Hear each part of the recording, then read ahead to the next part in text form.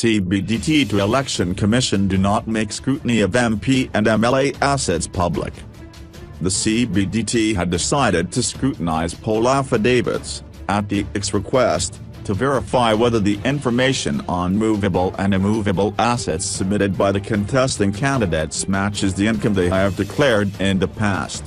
The Central Board of Direct Taxes, CBDT, is learned to have told the Election Commission, EC, that the scrutiny of assets declared by lawmakers in their poll affidavits cannot be disclosed to the public. The Commission, in letters written to CBDT in November 2017 and April this year, had sought clarification on whether the poll panel could allow the public to access reports on the verification of election affidavits by the Director General of Income Tax Investigation, under the Right to Information (RTI) Act. The Indian Express has learned, is of the view that since a verification report is not an investigation report, its disclosure should not be restricted under Section 24 of the RTI Act, which exempts certain organizations from being covered under this law. This includes the Director General of Income Tax, JIT. The Commission has further argued that such disclosures are in the interest of the voters and will empower aggrieved or interested persons, such as losing candidates, to file a complaint or infer against the elected lawmaker under Section 125A of the Representation of the People Act, 1951 for providing false information in the election affidavit.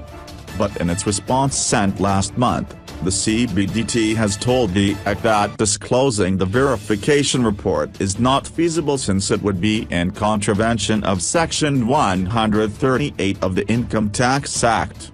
Section 138 prescribes a general prohibition on furnishing any information with regard to an assessee under the IT Act. It has also mentioned that such disclosures are punishable. In June 2013, the CBDT had decided to scrutinize poll affidavits, at the IC's request, to verify whether the information on movable and immovable assets submitted by the contesting candidates matches the income they have declared in the past. The CBDT, as per its arrangement with EC, does not scrutinize all affidavits.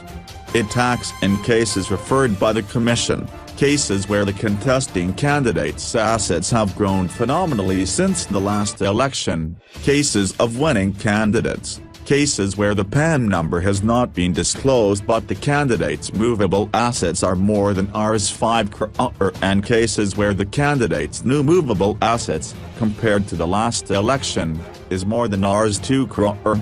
Election affidavits are verified by the Director General of Income Tax Investigation, based on jurisdiction, and their reports are shared directly with the EC.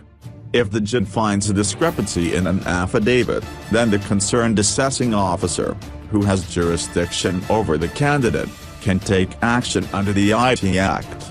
The Commission wants to make the JIT report, which is only a verification report and indicative in nature, public under the RTI Act. As per the CBDT's submission in the Supreme Court last year, it is investigating assets of 7 incumbent Lok Sabha MPs and 257 MLAs, under its 2013 arrangement with EC. The submission was in response to a petition filed by an NGO, which sought scrutiny of the election affidavits of 26 Lok Sabha MPs, 11 Rajya Sabha MPs and 257 MLAs on the ground that their assets had increased substantially between two polls.